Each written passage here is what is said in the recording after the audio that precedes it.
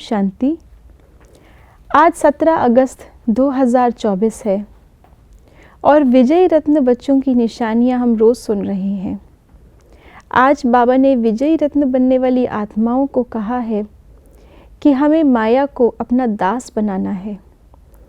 माया पर विजय प्राप्त करना अर्थात ये नहीं कि माया आए ना, लेकिन आए और दास बन जाए। इस बात की गहराई को आइए जानते हैं आज के बाबा के अव्यक्त इशारों से। सदा विजयी रहने के लिए याद की छत्र छाया में रहो।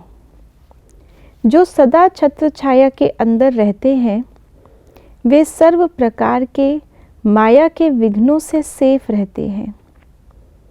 उन पर किसी भी प्रकार से माया की छाया पड़ नहीं सकती।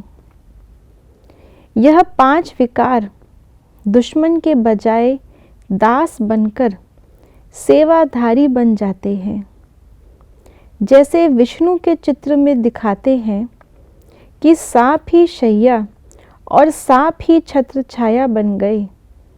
यह है विजय की निशानी। अक्सर करके हम देखते हैं देवियों के चित्र में हमेशा उनके ऊपर छत्र दिखाया जाता है। भक्त भी देवियों के ऊपर छत्र चढ़ाना बहुत पुण्य मानते हैं। ये कौन सा छत्र है जो देवियों के ऊपर सदा दिखाई देता है?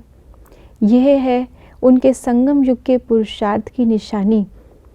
जो हम आत्माएं शिव शक्तियाँ, चाहे वो स्त्री हो चाहे वो पांडव पुरुष हो, लेकिन आत्मा शिव शक्ति है और आत्मा हमेशा परमात्मा की याद की छत्र छाया में रहने का इस समय पुरुषार्थ करती है, जिसके आधार पर फिर वो छत्र उनके मस्तक पर हमेशा दिखाया जाता है। और इसी की निशानी फिर सभी राजाएं जो द्वापर युग से भी हुए उनके ऊपर भी छत्र दिखाया गया। तो वास्तव में ये याद की छत्र छाया है।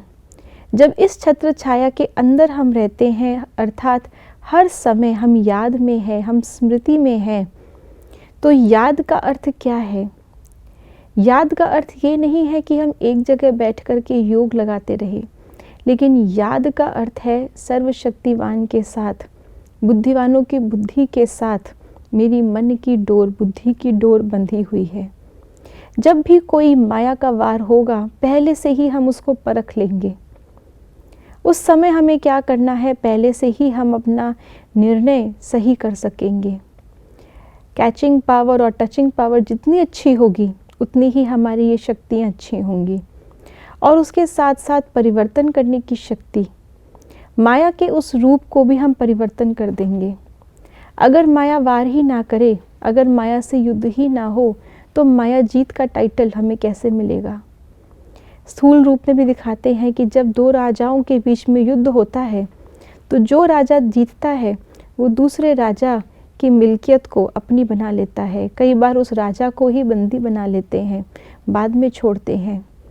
तो इस समय माया हमारे बंधन में है, हमारी बंदी है, ना कि वो हम पर बंधन डालने वाली है। तो याद में रहना अर्थात बाबा से सही समय पर सही टचिंग प्राप्त होना और उस सही टचिंग के आधार पे कर्म करना। याद में रहना अर्थात अपने स्वरूप में रहना, अपने गुणों और शक्तियों के स्वरूप में रहना, और जब जिस समय पर माया का वार हो अपने उस शक्ति को यूज़ कर पाना। इससे ही माया हमारी दास बनेगी, जिसको कि बाबा ने बताया विष्णु को शेष शैया पर विश्राम करते हुए या सर्प के ऊपर डांस करते हुए बताया है। ओम शांति।